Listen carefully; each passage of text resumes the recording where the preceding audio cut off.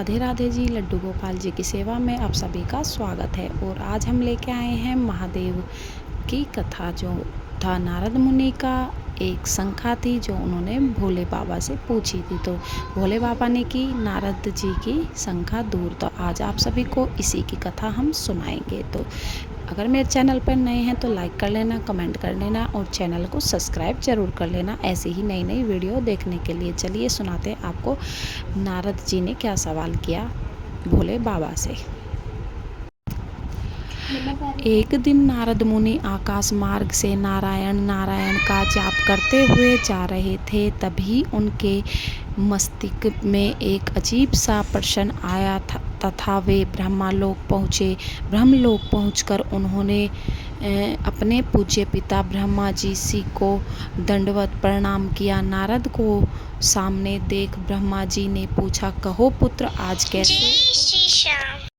आज कैसे आना हुआ? तुम्हारे मुख के भाव कुछ कह रहे हैं। कोई विशेष परियोजना अथवा कोई समस्या है? नारद जी ने उत्तर देते हुए कहा, पिताश्री, ऐसा कोई विशेष प्रयोजन तो नहीं है, परंतु एक प्रश्न मन में खटक रहा है। आपसे इसका उत्तर जानने के लिए उपस्थित हुआ हूँ। तो फिर विलंब कैसा? मन की शंकाओं का समाधान शीघ्रता से ही कर लेना ही ठीक रहता है। इसलिए निसंकोच अपना प्रश्न पूछो। ब्रह्मा जी ने कहा, पिताश्री, आप सारे सृष्टि के परम पिता हैं। देवता और दानव आपकी ही है संतान हैं। भक्ति और ज्ञान में देवता श्रेष्ठ हैं तो शक्ति तथा तपाचरण में दानव श्रेष्ठ है। परंतु मैं इसी प्रश्न में उलझा हुआ हूँ कि इन दोनों में कौन अधिक श्रेष्ठ है, और अपने देवों को स्वर्ग और दानवों को पाताल लोक में जगह दी। ऐसा क्यों? इन्हीं प्रश्नों का उत्तर जानने के लिए मैं आपकी शरण में आया हूँ। नारद ने ब्रह्मा जी से अपना प्रश्न बताते हुए कहा। नारद का प्रश्न सुन महादेव बोले, नारद, इस प्रश्न का उत्तर देना तो कठिन है और इसका उत्तर मैं नहीं दे पाऊंगा, क्योंकि देव और दानव दोनों ही मेरे पुत्र हैं एवं अपने ही दो पुत्रों की तुलना अपने ही मुख से करना उचित नहीं होगा। लेकिन फिर भी तुम्हारे प्रश्न का उत्तर ढूंढने में भगवान शिव तुम्हारी मदद अवश्य कर सकते हैं। ब्रह्मदेव से आज्ञा लेकर नारद मुनि महादेव शिव के पास गए तथा उनके सामने अपनी समस्या रखी। महादेव शिव नारद मुनि को देख मुस्कुराए तथा उन्हें आदेश दिया कि तुम देव और दानव के लिए एक भोज का आयोजन करो तथा इस भोज के लिए उन्हें निमंत्रण भेजो। महादेव शिव के अनुसार नारद मुनि ने वैसा ही किया तथा अगले दिन नारद मुनि के साथ महादेव शिव भी देवता और दानवों का अतिथि सत्कार करने उनके आश्रम में पधारे। दानव नारद मुनि के आश्रम में भोजन का आनंद लेने के लिए पहले पहुँच गए और उन्होंने पहले पहुँचने के कारण भोजन की पहली शुरुआत खुद के करने के लिए भगवान शिव से आग्रह किया। भोजन की थालियां परोसी गई। दानव भोजन करने के लिए बैठे।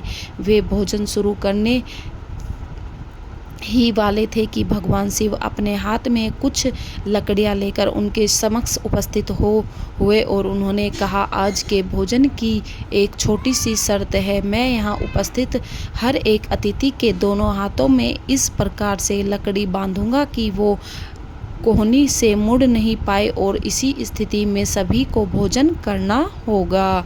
कुछ देर बाद सभी असुरों के हाथों में लकड़ियां बंध चुकी थी। अब असुरों ने खाना शुरू किया, पर ऐसी स्थिति में कोई कैसे खाना खा सकता है? कोई असुर सीधे थाली में मुंह डालकर खाने का प्रयास करने लगा तो कोई भोजन को हवा में उछालकर भोजन में डालने का प्रयास करने लगा। दानव की ऐसी स्थिति देखकर नारद जी अपनी हंसी नहीं रोक पाए। अपने सारे प्रयास विफल होते देख दानव बिना खाए ही उठ गए और क्रोधित होते हुए बोले, हमारी यही दशा ही करनी थी तो हमें भोजन पर बुलाया ही क्यों? कुछ देर पश्चात देव भी यहाँ पहुँचने वाले हैं। ऐसी लकड़ियाँ आप उनके हाथ में भी बांधिए ताकि हम भी उनकी दुर्दशा का आनंद ले सके। कुछ देर पश्चात देव भी वहाँ पहुँच गए और अब देव भोजन के लिए बैठे।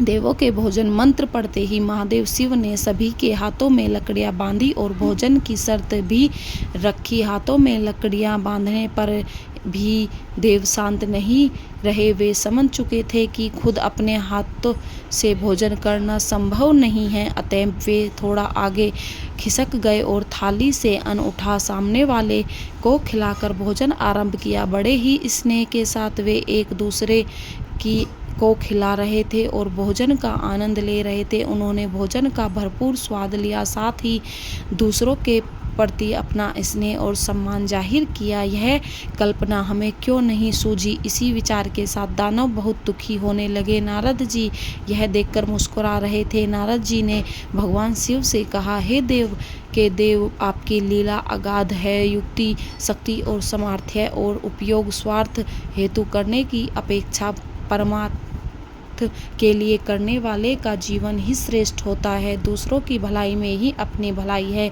यह आपने संप्रमाण दिखा दिया और मुझे अपने प्रश्नों का उत्तर भी मिल गया। तो आप सभी को भी इस बात की जानकारी कैसी लगी मुझे कमेंट करके ज़रूर बताना। मैंने आप सभी को जो नारद मुनि ने भोले बाबा से प्रश्न किया था, पहले अपने पिताश्री से किया था और फिर भोले बाबा से किया था, तो उन्हें अपने प्रश्नों के सारे जवाब इस कहानी में मिल गए हैं। तो चैनल पर जो भी नए हैं लाइक कर देना, कमेंट कर देना। अगर ऐसी वीडियो आप देखना पसंद करते हैं तो मेरे चैनल को सब्सक्राइब ज़रूर कर लेना। तो जय भोले की, जय श्री राधे राधे, जय शंभु सतवारी की, जय नारद मुनि की। तो चलिए मिलते हैं आपसे एक और नई वीडियो के साथ। जब तक के लिए राधे राधे जी, जय श्री श्याम। और कल है एकादशी, सबका व्रत कब का है, आज का है या कल का है, यह भी कमेंट करके ज़रूर बताना। हम तो कल करने वाले हैं और आपको कल एकादशी की पूजा भी दिखाएंगे। तो कल के ब्लॉग में आपको लाइव देखने के लिए मिलेगी। तो चलिए बने रहिएगा चैनल पर। जब तक के लिए राधे राधे जी, जय श्री श्याम, जय भोले बाबा की।